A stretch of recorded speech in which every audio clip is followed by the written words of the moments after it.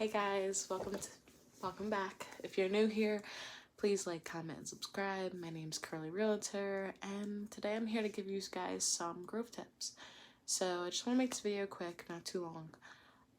I've been growing my hair since April 2019. That's when I cut all my damage off and I big chopped. Before that, I was transitioning from July 2018. So it's almost been 4 years. It'll be 4 years in April. I'm about waist length. And yeah. So to start, my number one tip is deep condition. From the time I started transitioning, I could just, the first thing I did was deep condition. It's the first thing I learned how to do. And I seen a major difference in my hair, and from July to April, my hair grew a lot. And I think that had a lot to do with deep conditioning, because my hair was very damaged, had a lot of heat damage, but something was helping me with that length retention, and I think it was deep conditioning. Deep conditioning, it adds so much moisture to your hair for that whole week that you're not washing it or whatever. I mean, I wash my hair once a week, so I deep condition once a week, and it's adding more moisture to your hair that is very essential to your hair. It also helps, repair or add moisture, protein, whatever type of mask that you do. And if you do have any, if you want to see a video on the differences between moisturizing mask and protein mask, I will do one. But definitely, it's one of the main things I tell everybody I know: deep condition. No matter if you have type 2 hair, type 4 hair, type 3 hair, deep condition. It's very, very, it's very important. 2, make sure you make sure you know how to detangle. Make sure you take your time and you're gentle and you're doing it, for curly girls, when your hair's soaking wet, you're doing it with the right tools, finger detangle before you use your brush. When you're brushing, make sure you're going for your ends to your roots, but make sure you're taking your time, not just pulling through. I think detangling is really important, because if you do it wrong, that could add a lot of damage, and it's something you don't want to do. You could really, add a lot of split ends. You could add a lot of single strand knots. You could start making a lot of breakage if you do not know how to detangle properly. This brush is from All Natural Glow. It's a black-owned brand, and I love this brush. It's very easy to clean and it just glides through your hair. So if you do need a brush, look them up. Again, All Natural Glow. So that's tip number 2. It's very important. Then I would say a leave-in conditioner. Tip number 3. After you do the deep condition and everything, adding them products that are going to keep your hair from not being dry all week, or for whatever, how many days you wait, or if you wait 2 weeks, whatever, you need something in your hair. Your hair requires moisture. Your hair requires moisture. Everybody's hair requires moisture. Find out what you like, okay? Because, I've been, doing my hair and actually learning how to take care of it. That's another tip. Learn how to take care of your hair. And every wash day, you'll learn something new that your hair needs all of a sudden, or it doesn't need all of a sudden. But you need to learn how to take care of your hair properly. That is very important. Find what's right for you. Don't watch this video and be like, okay, she's giving me these tips. These is exactly what I have to do. I have to do what she does. Don't do exactly what I do. Start with all these tips, but then when you're going through them, find out what works for your hair, because my hair likes protein leave-in conditioners does not mean your hair likes protein leave-in conditioners. So Figure out what works for you. Well, because my hair likes this brush does not mean your hair will like this brush. So you want to find out what works for you. But I still think, you know, all these tips are good. I think they can help you grow your hair. But when you're doing them, make sure on that, you know, way that you find out what changes you have to make that just work out for your hair better than it works out for mine. You know, so, you know, take care of your hair. Learn how to take care of your hair. Make a routine. Okay, you want to have a routine. You know, shampoo, deep condition, put in that leave-in conditioner, do a braid out, whatever. It doesn't matter. But you need to make that weekday or 2 weekdays or every 2 week. You know, every 2 weeks you have that one day that you take out to do your hair. That wash day. I love wash day. Some people hate it. I love it. You know, it's very relaxing for me, you know. It's like pampering yourself because, you know, I'm putting all that attention into my hair and I know these wash days have benefited me over time. You know, my hair is very important to me. It became very important to me once I learned how to take care of it. And, you know, I remember there was a time in my life where my hair did not grow and I didn't understand why, but it was because I didn't know how to take care of it. I'm very proud of myself for learning and understanding my hair, you know. So anyway, another tip, shampoo. I don't care if a shampoo has sulfate. I don't care if it doesn't have sulfate. All I know is I need to clarify my scalp. I need to make sure that all this product, all the oil, and when I say oil, I'm mainly talking about like the oils, you know, the natural oils, whatever. All the dirt, all the buildup is out of my hair. When my hair is curly, I use a lot of products.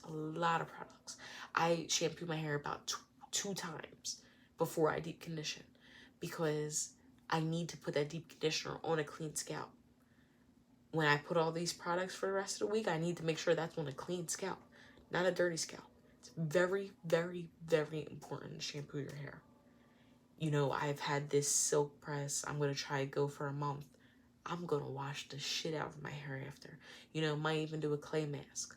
You know, clarify your hair. Do clay mask once a month. If you don't, you know, they're so messy. If you have to do it every 6 months, whatever. Just make sure that along the way you're using products that, you know, clarify your scalp, exfoliate your scalp, whatever.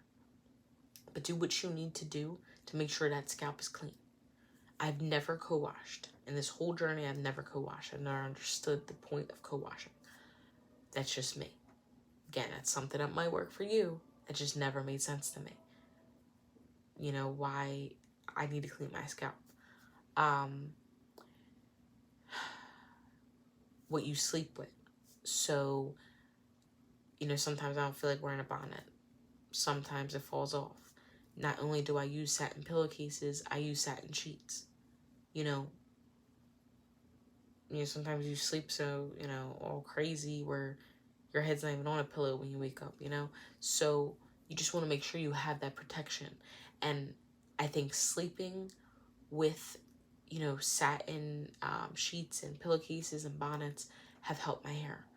Because, you know, that's something that, you know, that's unnecessary breakage that could happen if you're rubbing against the wrong thing, you know?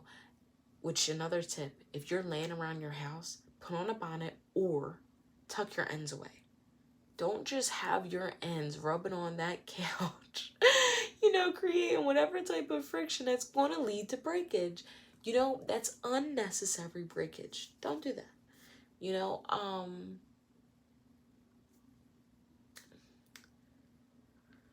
so what else? I'm trying to think. You know, I think I've got at everything that's really, really important. You know, definitely. Oh, other thing I always did. I've always sprayed my hair in the morning and at night when my hair's curly with water. I'm not talking about soak it. I'm literally like spray like how you water a plant. Little squirt on your edges, little squirt on your scalp, little squirt on your ends. Just add that moisture. I've never been a person to use oil. Never really oiled my scalp. I usually use oil to separate my hair, or to get a braid out, twist out, whatever. But never used it just to oil my scalp, whatever, lock in moisture. It's never been a thing for me. So I wouldn't say that benefited me. Also, disclaimer. So every tip that I'm giving, this is how to keep length retention. This is how to make sure you have length retention and that your hair is not breaking. That every inch, or a little bit under of an inch, whatever, that your hair grows a month, you are retaining, where you could see your hair growing in the long run. Hair grows, but it's up to you to make sure that hair that grew from the top, you see through the bottom. You know what I mean? It's up to you to make sure that you retain that length that's happening all the time. If your hair's breaking, your hair's growing here, but it's breaking here, so you're not seeing it, So I'm going to actually title this video Length Retention Tips, because nothing I say, deep conditioner, oil, rice water, whatever the fuck people be putting out here, that does not make your hair grow faster. Your hair's not going to grow faster. Nothing will make your hair grow faster. Your hair grows. If you do research, because a lot of people be like, oh, like, your hair grows because of genetics. Like, if you do research, everybody's hair grows at least, up. So the maximum amount that your hair could grow is 1 inch a month. And there has been, like, studies shown, and it will, like, tell you, like, multiple, like, nationalities and how much their hair grows a month. But guess what? There's not one person on that list that can't grow hair. Everybody grows hair. Nothing will make your hair grow faster. Everybody's different. Every individual person is different.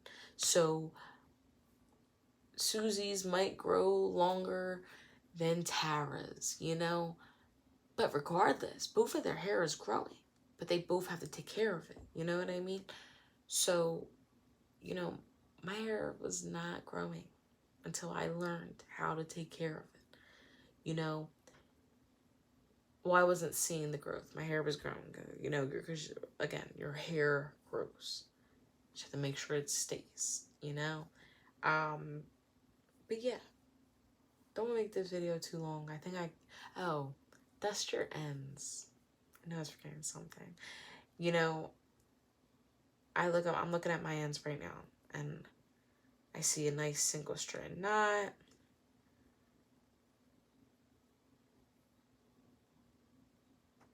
All right, I only see one single strand knot. It's fine. But as soon as I cut this camera off, I'm gonna find my scissors. I'm gonna cut off this single strand knot, because I'm not gonna let it get worse. Literally, a single strand knot is smaller than my eyelash. I'm gonna make sure that I cut it off before it gets worse over time and adds breakage to my hair. If I see a split end, I'm gonna do the same thing. I'm gonna cut it before it splits even more and really damages my hair. This is a dust. This is less than a trim. And it will just help you, keep your hair and ends healthy. I trim my hair every 6 months. A lot of people say they do it every 3. Some people say they do it every year. I just think you have to do it as much as necessary, that you see your ends are damaged. If your ends are damaged, maybe you want to do it every 3 months. If your ends aren't damaged, 6 should be fine. You just don't want to over trim where you're taking away all the length that you just retained, but you also don't want to leave it to the point where you go to a hairstylist or you straighten your hair and you see that the middle's breaking or you see something's wrong. You want to catch it before it causes a problem. That's why it's very essential to trim your hair. But I think that's it. I think I think that's it now. Yeah, I think that's all the tips I have.